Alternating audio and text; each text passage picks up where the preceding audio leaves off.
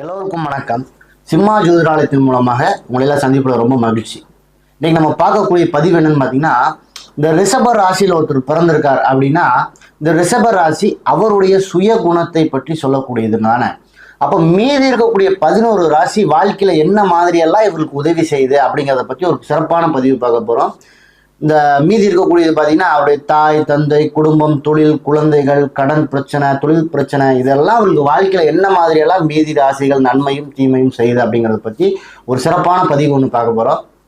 பொதுவாகவே இந்த ரிஷபத்தில் பிறந்தவர்கள் பார்த்தீங்கன்னா பொருளாதார விஷயங்கள்ல உயர்வடையணும் அப்படிங்கிற எண்ணம் வாழ்க்கையில இருந்துகிட்டே இருக்கும். ரொம்ப அழகான நபர்கள், மற்றவர் அழகுன்னு சொல்லக்கூடியது அப்படின்னு கேட்டீங்கன்னா மற்றவர்களை இந்த கவர்ந்திடும் சக்தி வாழ்க்கையில் இவர்கள் இருந்துகிட்டே இருக்கும். இவங்க பயன்படுத்தக்கூடிய ட்ரெஸ்ஸாக இருக்கலாம், அல்லது இவர்களுக்கு உருவ அமைப்பாக இருக்கலாம், ஏதாவது ஒன்று இவர்கள் வைத்திருக்கக்கூடிய ஒரு பொருளாக இருக்கலாம், ஏதாவது ஒன்று வாழ்க்கையில இவர்கள் மற்றவர்களை கவர்ந்திடும் சக்தி பெற்ற நபர்களாக இருப்பார்கள். இந்த ரிஷபத்தில் பிறந்தவர்கள் பொருளாதாரம் சார்ந்த விஷயங்கள்ல ரொம்ப ஒரு முனைப்போடு செயல்படக்கூடிய நபர்கள். எப்படியாவது வாழ்க்கையில பணம் சம்பாரிச்சு செட்டில் ஆயிடணும்டா, நல்ல ஒரு ஜாலியா இருக்கணும் வாழ்க்கை அப்படிங்கிற எண்ணம் இவர்களுக்குள்ள மனதுக்குள்ள இருந்துகிட்டே இருக்கும். இந்த ரிஷபத்தில் பிறந்துட்டாலே குடும்ப பொறுப்பு கொண்ட நபர்களாக இருப்பார்கள். குடும்பத்தின் மீது பாசம், குடும்ப பொறுப்பு கொண்ட நபர்களாக இருப்பார்கள் இந்த ரிஷபத்தில் பிறந்தவர்கள்.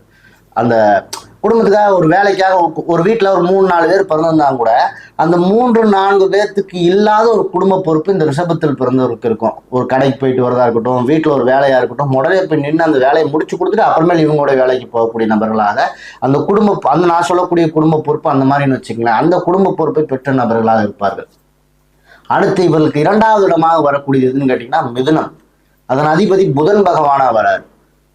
தன்னுடைய பொருளாதாரம் சார்ந்த விஷயங்கள்ல புத்திசாலித்தனத்தோடு செயல்படக்கூடிய நபர்களாக இருப்பாங்கன்னு வச்சுங்களேன். யாருக்கிட்ட எதை கொடுக்கணும், பணம் சார்ந்த விஷயங்களை எங்க பேசணும், பணம் சார்ந்த விஷயங்களை யாருக்கிட்ட சொல்லக்கூடாது, இப்படிங்கக்கூடிய விஷயமெல்லாம் ரொம்ப தெளிவா பயன்படுத்தக்கூடிய நபர்களாக இருப்பார்கள். பணம் பொருளாதாரம் இது சார்ந்த விஷயங்கள்ல திட்டம் தீட்டி தன்னுடைய செலவுகளையும் தன்னுடைய வருமானங்களையும் திட்டம் தீட்டி செயல்படக்கூடிய நபர்களாக இருப்பார்கள். எதிர்காலத்திற்கு தனக்கு தேவையான பொருளாதார விஷயங்களுக்காக இப்பிருந்தே வாழ்க்கையில திட்டம் போட்டு வாழக்கூடிய நபர்களாக இந்த ரிஷபத்தில் பிறந்தவர்கள் இருப்பாங்கன்னு வச்சுங்களேன். குடும்பத்தின் மூலமாக சில பொருளாதார ஆதரவு அப்படின்னு சொல்லக்கூடிய விஷயம் இந்த ரிஷபத்தில் பிறந்தவர்களுக்கு இருந்துகிட்டே இருக்கும். இந்த 2ஆம் இடத்தின் அதிபதியாக வரக்கூடிய புதன் பகவான் தான் இவர்களுக்கு 5ஆம் இடத்தின் அதிபதியாக வராரு. 5ஆம் இடம் என்பது பார்த்தீங்கன்னா கன்னி, அதன் அதிபதி புதன் பகவான் தான். குழந்தைகளை பற்றி சொல்லக்கூடியது, பூர்வீக சொத்துக்கள், குலதெய்வங்களை பற்றி, பூர்வ ஜென்ம விஷயங்களை பற்றி சொல்லக்கூடியது இந்த 5ஆம் இடம் தான். இதன் அதிபதியாக புதன் பகவான் தான் வராரு. குழந்தைகள் பிறந்த பிறகு சில பொருளாதார மாற்றங்களை சந்திக்கக்கூடிய வாய்ப்பு இந்த ரிஷபத்தில் பிறந்தவர்களுக்கு வந்துகிட்டே இருக்கும். குழந்தைகளிடம் நண்பனை போல் பழக வேண்டும் என்ற எண்ணம் இருந்துகிட்டே இருக்கும். என் பிள்ளைகளை வளர்த்தும் போகும்போது பார்த்தீங்கன்னா நல்ல ஒரு நண்பனை மாதிரி வளர்க்கணும்டா, எல்லா விஷயத்தையும் அவங்ககிட்ட ஷேர் பண்ணிக்கணும், நல்லா பேசணும், என்னுடைய குழந்தைகிட்ட நண்பனை போல் வளர்க்கணும் அப்படிங்கிற எண்ணம் இந்த ரிஷபத்தில் பிறந்த ஒவ்வொரு நபருக்கு இருக்கும்னு வச்சுக்கோங்களேன். குழந்தைகள் பிறந்த பிறகு குடும்ப பொறுப்பு பொருளாதார பொறுப்பு அதிகமாகக்கூடிய வாய்ப்பு இந்த ரிஷபத்தில் பிறந்தவர்களுக்கு இருக்கும். இது வரைக்கும் நீங்க எப்படி ஜாலியாக செலவு பண்ணிட்டு போயிட்டு வந்துட்டு இருந்தாலும் கூட குழந்தைகள் பிறந்துட்டாங்க அப்படின்னா அதற்கு பின்பு சில பொருளாதார பொறுப்புகள் குடும்ப பொறுப்புகள் முக்கியமா குடும்ப பொறுப்புகள் அதிகமாகக்கூடிய வாய்ப்பு இந்த ரிஷபத்தில் பிறந்தவர்களுக்கு இருக்கும்னு வச்சுக்கலாம். அடுத்து 3வது இடம், இதன் அதிபதி இது வந்து சந்திர பகவான். இந்த ராசி கடக ராசியா வருது. பொதுவா 3ஆம் இடம் தைரியத்தை பற்றி சொல்லக்கூடியது. இந்த சந்திர பகவானை மனோகாரகன் அப்படிங்கிறதுனால மனதுல ரொம்ப எந்த ஒரு விஷயத்துக்குமே தைரியமா செயல்படக்கூடிய நபர்களாக இருப்பார்கள். பல நேரங்கள்ல இவருடைய மனம் மாற்றத்தை சந்திக்கக்கூடிய வாய்ப்பு வந்துகிட்டே இருக்கும். நம்ம ஒரு முடிவு எடுக்கிறோம் அப்படின்னோம்னா அந்த முடிவுல இருந்து விடுறா நாளைக்கு பார்த்துக்கலாம் அப்படிங்கிற மாதிரி ஏதோ ஒரு மாற்றம், இன்னைக்கு செய்யணும்னு எடுக்கக்கூடிய முடிவு விடுறா நாளைக்கு பார்த்துக்கலாம் அப்படிங்கிற ஒரு மாற்றத்தை சந்திக்கக்கூடிய வாய்ப்பு வந்துகிட்டே இருக்கும்.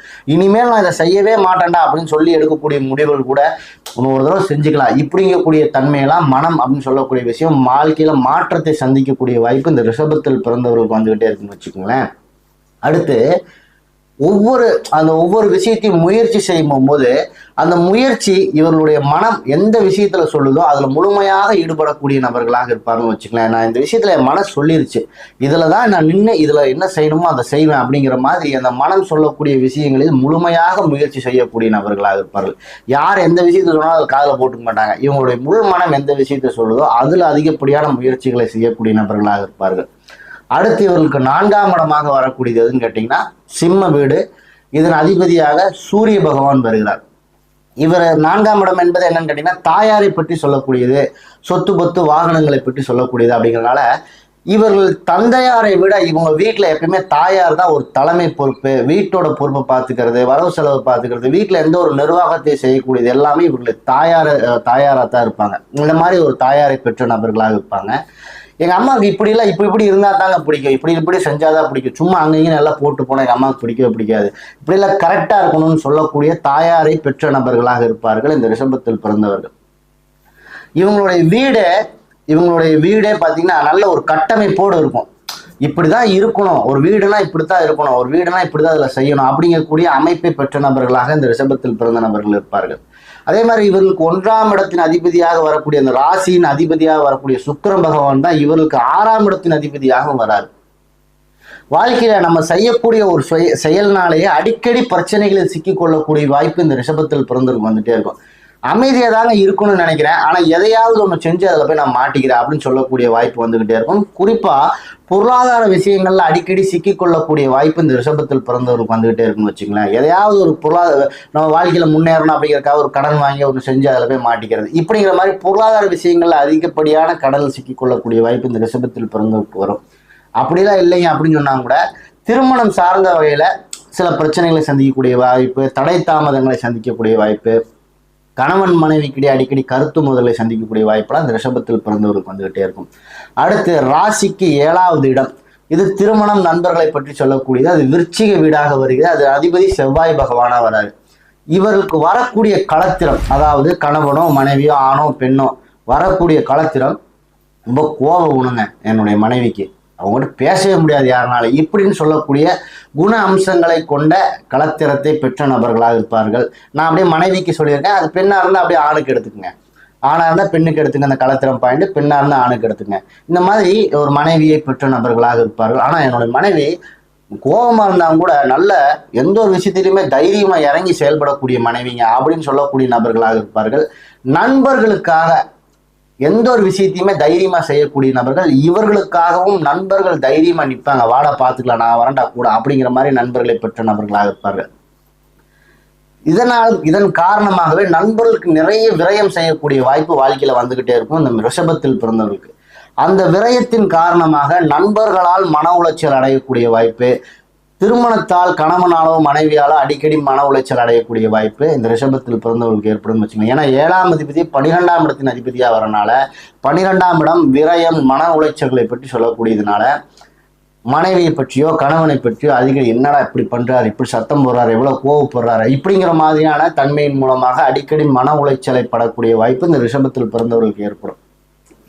நண்பர்களுக்காக ஒரு விரயம் செய்து அதனால சில மன உளைச்சலை சந்திக்கக்கூடிய வாய்ப்பெல்லாம் இந்த ரிஷபத்தில் பிறந்தவர்களுக்கு இருக்கும். நான் என்னென்னமோ அவனுக்கு செய்கிறேன், ஆனால் அவனுக்கு எனக்கு ஒன்று கூட தீர்ப்பு செய்ய மாட்டானுங்க, இப்படிங்கக்கூடிய சூழலாம் இந்த ரிஷபத்தில் பிறந்தவர்களுக்கு ஏற்படும் வச்சுங்களேன். அடுத்து 8ஆம் இடம் என்று சொல்லக்கூடியது தனுசு வீடு. இதன் அதிபதி குரு பகவான். வாழ்க்கையில எப்பயுமே பொருளாதாரம் சார்ந்த விஷயங்கள்ல ஒரு தடையை சந்திக்கக்கூடிய நபர்களாக இருப்பார்கள். ஆரம்பத்தில் ஒரு விஷயத்தை 8 வைக்கிறேங்க, அந்த 8 வைக்கும் போது பார்த்தீங்கன்னா ஒரு பிரச்சனை சந்திச்சுட்டு தான் அந்த பொருளாதாரத்தில் நாம் அடுத்த நிலைக்கு போக முடியுதா இருக்குது, என்ன காரணமே தெரில அப்படின்னு சொல்லக்கூடிய வாய்ப்பு வாழ்க்கையில் வந்துக்கிட்டே இருக்கும். தன்னுடைய பொருளாதார விஷயங்கள்ல சேமிக்கணும்னு நான் நினைக்கிறேன். பார்த்தீங்களா, ஒரு விஷயம் காசை எடுத்து வைக்கணும், இது எப்படியா சேமிக்கணும், இன்னைக்கு வந்து மாதம் ஒரு வருமானம் ஒரு 50,000 வருமானம் வந்திருக்கு, எப்படியாவது ஒரு 5,000 இந்த மாதத்தை நான் எடுத்து வைக்கணும் அப்படின்னு சொல்லி ஒரு சேமிப்புன்னு நம்ம ஒன்று பண்ணுறோம் பார்த்தீங்களா. அந்த சேமிப்பை செய்ய முடியாத ஒரு சூழல், அந்த சேமிப்பை செய்யும் பொழுதெல்லாம் ஒரு தடை பிரச்சனைகளை சந்திக்கக்கூடிய வாய்ப்பு, ஒரு சவால்களை சந்திக்கக்கூடிய வாய்ப்பெல்லாம் இந்த ரிஷபத்தில் பிறந்தவர்களுக்கு ஏற்பட்டுக்கிட்டே இருக்கும். குறிப்பா தனக்குள் இருக்கக்கூடிய அந்த படிப்பு, கல்வி, ஞானம் இது சார்ந்த விஷயங்களை மற்றவர்களுக்கு அப்படியே வெகுளித்தனமா சொல்லிட்டு போயிடுவாங்க. சில விஷயங்கள் அந்த பணம் சார்ந்த விஷயமா இருக்கும், அதை யாருக்கிட்டையும் சொல்லக்கூடாதுன்னு சில விஷயங்கள்லாம் இருக்கும் பார்த்தீங்களா. அந்த மாதிரி விஷயங்களை காப்பாற்ற முடியாம அந்த ரகசியம் குறிப்பா சொல்லணும் அப்படின்னா அந்த ரகசியம் காக்க முடியாத ஒரு நிலையில் மற்றவர்களுக்கு அந்த வெகுளித்தனமா சொல்லிட்டு போய் இப்படிதானே நான் சம்பாரிச்சேன், இப்படிதான் அந்த இடத்த கைமாத்தினே இவ்வளவு பணம் வந்துச்சு, இப்படிங்கிற மாதிரி அந்த ரகசியம் காக்க முடியாத நபர்களாக இருப்பார்கள் பொருளாதார விஷயத்துல இந்த ரிஷபத்தில் பிறந்தவர்கள். அதே இந்த 8ஆம் இடத்தின் அதிபதியே தான் குரு பகவான் இவர்களுக்கு 11ஆம் இடத்தின் அதிபதியாகவும் வராரு. 11ஆம் இடம் என்பது மீன வீடு, அதன் அதிபதியாகவும் குரு பகவான் தான் வராரு. வாழ்க்கையில் எப்பெல்லாம் அந்த ஃபர்ஸ்ட் சேமிப்பு பண்ண முடியாத சூழ்நிலைன்னு சொன்னோம் பார்த்தீங்களா, அதை மட்டும் சேமிக்க ஆரம்பிச்சிட்டாங்கன்னா அடுத்து இவர்களுடைய வாழ்க்கையில பொருளாதார உயர்வு அப்படிங்கிறது படிப்படியாக அப்படி மேலே போய்கிட்டே இருக்கும். அதற்கு இந்த முதல் சேமிப்பு மட்டும்தான் கஷ்டமா இருக்கும். அடுத்த சேமிப்பு வாழ்க்கையில அடுத்தடுத்து உயரக்கூடிய வாய்ப்பு இந்த ரிஷபத்தில் பிறந்தவர்களுக்கு ஏற்படும் வச்சுக்கங்களேன். கண்டிப்பா என்னைக்காவது ஒரு நாள் வாழ்க்கையில ஒரு லாபத்தை அடையக்கூடிய நபர்களாக, குறிப்பா பொருளாதார லாபத்தை அடையக்கூடிய நபர்களாக இந்த ரிஷபத்தில் பிறந்தவர்கள் இருப்பார்கள். நிறைய பொருளாதார விரயங்களை செய்த நபர்களாக இருப்பாங்க வச்சுக்கங்களேன். ஒரு 10,000 ரூபாய் கையில இருக்கு அப்படின்னா எப்படி அந்த 10,000 ரூபாய் செலவாச்சுன்னே தெரியலடா அப்படின்னு சொல்றாங்களா, அந்த மாதிரி குணமெல்லாம் அந்த ரிஷபத்தில் பிறந்தவர்களுக்கு ஏற்படும். ஏன்னா குரு பகவானே 11ஆம் இடத்தின் அதிபதியா வராரு. அவரே காலபுருஷன் அடிப்படையில 12வது இடத்தின் விரையாதிபதியா வர்றதுனால இவர்களுக்கு இருக்கக்கூடிய அந்த பணம் பொருள் எப்படி செலவாகுதுன்னே தெரிய மாட்டேங்கிறா இப்படின்னு சொல்லக்கூடிய வாய்ப்பெல்லாம் இந்த ரிஷபத்தில் பிறந்தவர்களுக்கு ஏற்படும் வச்சுங்களேன். அடுத்து 9ஆம் இடம், இது மகரம் சொல்லுகிறது. இதன் அதிபதியாக சனி பகவான் வருகிறார். எங்க அப்பா சரியான கடின உழைப்பாளிடா, எங்க அப்பா மாதிரி யாருனாலையுமே வாழ்க்கையில உழைக்க முடியாது அப்படிங்கக்கூடிய தந்தையாரை பெற்ற நபர்களாக இருப்பார். நல்ல ஒரு தொழில்காரன் எங்க அப்பா எந்த ஒரு விஷயத்தையுமே கண்ணில் பார்த்தாலும் அது ஒரு வேலையா செஞ்சுட்டு போயிட்டே இருப்பார். யாருமே போய் சொல்லி கொடுக்கணுங்கிற அவசியம் இல்லை அப்படின்னு சொல்லக்கூடிய தந்தையாரை பெற்ற நபர்களாக இருப்பார்கள். ஆனா எங்க அப்பாட்ட ஏதோ ஒரு விஷயம் போய் பாப்பா அது போய் உடனே செஞ்சுட்டு வந்துடலாம் அப்படின்னா அப்புறம் பார்த்துக்கலாம்டா விட்றா, நாளைக்கு போய் செஞ்சுக்கலாம்டா இப்படிங்கக்கூடிய அந்த பொறுமை குணத்தை பெற்ற தந்தையாராக இருப்பார்கள் இவரது தந்தையார்னு வச்சுக்கங்களேன்.